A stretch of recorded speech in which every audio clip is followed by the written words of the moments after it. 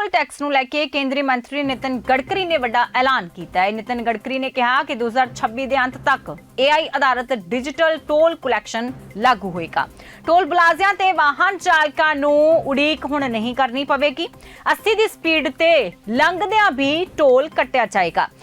ਤਾਂ ਕੇਂਦਰੀ ਮੰਤਰੀ ਨਿਤਿਨ ਗਡਕਰੀ ਨੇ ਰਾਜ ਸਭਾ ਦੇ ਵਿੱਚ ਜਾਣਕਾਰੀ ਦਿੱਤੀ ਹੈ ਕਿ multi lane free flow toll ਪ੍ਰਣਾਲੀ ਤੇ AI ਆਧਾਰਿਤ ਹਾਈਵੇ ਪ੍ਰਬੰਧਨ ਦਾ ਕੰਮ 2026 ਦੇ ਅੰਤ ਤੱਕ ਦੇਸ਼ ਭਰ ਵਿੱਚ ਮੁਕੰਮਲ ਕਰ ਲਿਆ ਜਾਏਗਾ।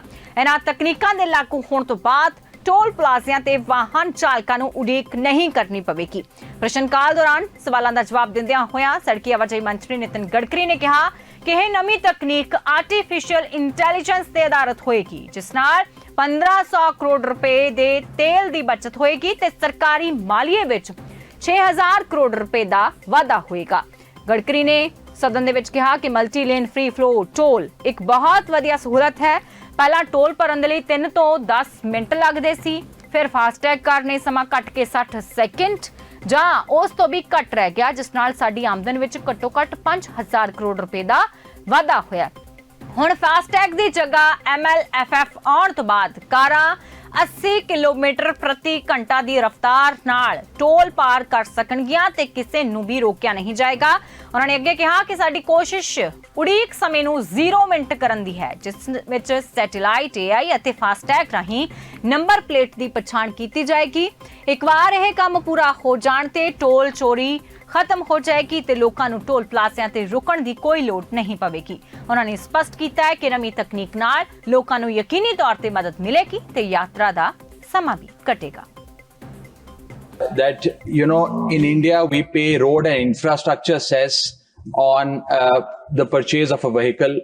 Then when we buy fuel, which is petrol and diesel, we pay infrastructure and road cess. And apart from that, we also pay toll tax. Now we understand that by virtue of using models like PPP, BOT, TOT model, there is a cost that the government has to incur, which has to be funded by the taxpayer.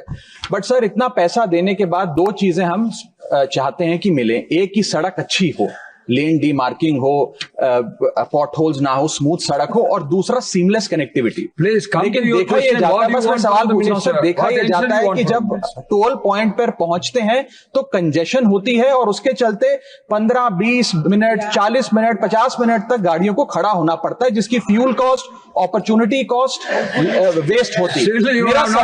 मेरा सवाल आपके माध्यम से माननीय मंत्री जी से यह है कि क्या हमें कुछ इस प्रकार के प्रपोजल पर ध्यान नहीं देना चाहिए कि यदि किसी भी वाहन को, किसी भी व्हीकल को 5 मिनट से ज्यादा अगर टोल प्लाजा पे खड़ा होना पड़े तो उसको फ्री में जाने की इजाजत दी जाए, उससे टोल ना वसूला जाए। कुछ इस प्रकार की आप योजना बनाएं। आप फास्ट टैग और RFID टैग और अन्य चीजें तो रख रहे हैं, लेकिन जब तक वो सीमलेस तरीके से इंप्लीमेंट नहीं होती है तो ये योजना बननी चाहिए कि 5 मिनट अगर रुकना पड़े तो टोल ना लिया जाए किसी आम नागरिक से। अध्यक्ष महोदय, मैं सम्मान्य सदस्यों को आश्वस्त करना चाहता हूं कि 2026 समाप्त होने के पहले 5 मिनट नहीं, 0 टाइम 80 किलोमीटर मैक्सिमम स्पीड से व्हीकल निकल जाएगा।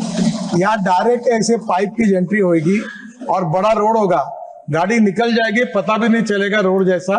कैमरा नंबर प्लेट का फोटो निकाल लेगा, फास्टैग का निकल जाएगा, रिकॉर्ड डायरेक्ट सैटेलाइट से उसमें जमा हो जाएगा, बैंक अकाउंट से पैसे निकल जाएंगे और कहीं कोई तकलीफ नहीं, कोई पैसे मांगना नहीं, कोई लेना नहीं, कोई देना नहीं। और रिगार्डिंग आपने जो क्वालिटी के बारे में कहा है, हमने काफी स्ट्रिक्ट एक्शन लिया और लगातार इसके बारे में इतने कठोर निर्णय किए हैं और लगातार सुधार कर रहे हैं। पर कभी कभी क्या होता है कि सोशल मीडिया पर और पब्लिक में we are only responsible for national highway. I am not responsible for state highway. I am not responsible for the city roads.